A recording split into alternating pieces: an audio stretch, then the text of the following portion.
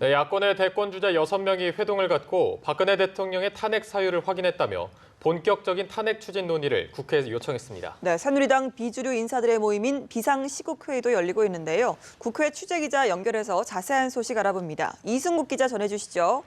네, 이른바 비상시국 정치회의에는 더불어민주당 문재인 전 대표와 국민의당 안철수 전 대표 등 야권 잠룡 6명과 정의당 심상정 대표, 국민의당 천정배 전 대표가 참석했습니다.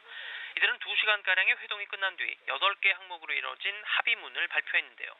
먼저 박근혜 대통령의 범죄 사실이 명백하고 중대해 탄핵 사유가 된다는 점을 확인했다며 국민적 퇴진운동과 함께 탄핵 추진을 논의해 줄 것을 야3당과 국회에 요청한다고 밝혔습니다.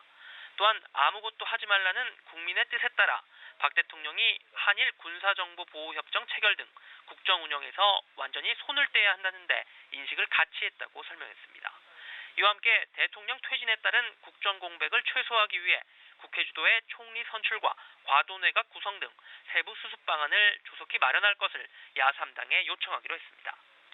이런 가운데 새누리당 비주류 인사들 중심의 비상시국 회의도 오후 2시부터 국회의원회관에서 전체 회의를 진행하고 있습니다.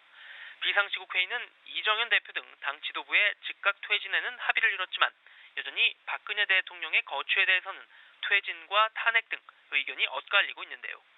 오늘 회의에서 진전된 합의안이 나올지 관심이 모아집니다. 네, 검찰의 최순실 게이트 중간 수사 결과 발표에 대해서 여야는 엇갈린 반응을 내놨죠. 네, 오늘 오전 검찰의 최순실 게이트 수사 결과 발표에 대해 새누리당은 신중한 입장을 밝히며 특검과 국정조사를 통한 철저한 진상규명을 강조했습니다. 염동열 수석 대변인은 대통령 공모 혐의 판단과 관련해 아직 단정하긴 어려운 사안이라며 향후 검찰 조사와 특검 등을 통해 사실이 명명백백히 밝혀지길 기대한다고 말했습니다. 반면 야권은 대통령의 탄핵 요건이 형성됐다며 퇴진을 거듭 촉구했습니다. 더불어민주당 윤관석 수석 대변인은 피의자 신분의 대통령이 대한민국을 이끌 수는 없다며 나라를 더 큰 혼란에 빠뜨리지 말고 스스로 물러나라고 밝혔습니다. 국민의당 이용호 원내대변인도 박 대통령이 공범으로 확인된 만큼 대통령이 없어야 나라가 돌아갈 것 같다며 피의자 대통령은 퇴진 준비나 하라고 비판했습니다. 지금까지 국회에서 전해드렸습니다.